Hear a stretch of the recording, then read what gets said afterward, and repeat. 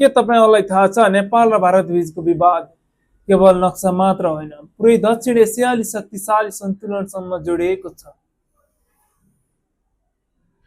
नमस्कार साथीहरू, स्वागत छ तपाईहरुलाई हाम्रो च्यानलमा। आज हामी कुरा गर्दैछौँ नेपाल र भारत बीचको संवेदनशील र चर्किएको सीमा विवादबारे।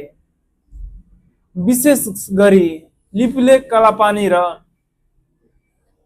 लिम्पियाधुरा क्षेत्रलाई लिएर यो विषयमा उहिलेदेखि नै विवाद आइरहेको हो। त्यही महत्त्वपूर्ण कुराबारे आज हामी तपाईलाई जानकारी दिनेछौँ। के हो त खास कुरा भन्ने कुराहरू राम्रोसँग बुझौँ। यो विवादको केन्द्र छन् तीन क्षेत्र: लिपुलेक, कालापानी, लिम्पियाधुरा।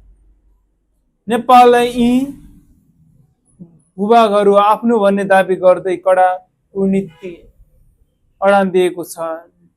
भारतलाई नयाँ राजनीतिक नेतृत्वपछि नेपालका आफ्ना दाबी झन स्पष्ट रूपमा उठाएको देखिन्छ। नेपालले कैलाश मानसरोवरको यात्रा समेत रोक्न आग्रह गरेको थियो, तर भारतले भने ऐतिहासिक तथ्य र नक्साका आधारमा नेपालको दाबी अस्वीकार गरेको छ। यस विवादले जड सन् 1816 को सुनौली सन्धि पुग्छ। मुख्य समस्या के हो? काली नदीको वास्तविक उद्गम स्थल कहाँ हो भन्ने विषयमा दुई देशहरू फरक व्याख्या छ।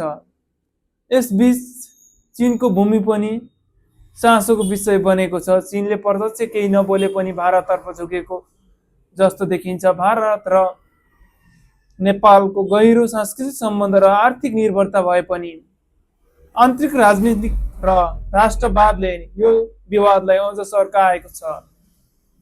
अन्त्य केवल सीमा विवाद मात्र होइन, यो दक्षिण एसियाली भूभाग राजनीतिक शक्ति सन्तुलनसँग जोडिएको ठूलो विषय हो। तपाईको विचारमा के लाग्छ? यो विवाद कसरी समाधान हुन सक्छ? कमेन्टमा आफ्नो धारणा अवश्य लेख्नुहोला। यस्ता राजनीतिक भिडियोहरूका लागि च्यानललाई सब्स्क्राइब गर्न नबिर्सनुहोला। धन्यवाद।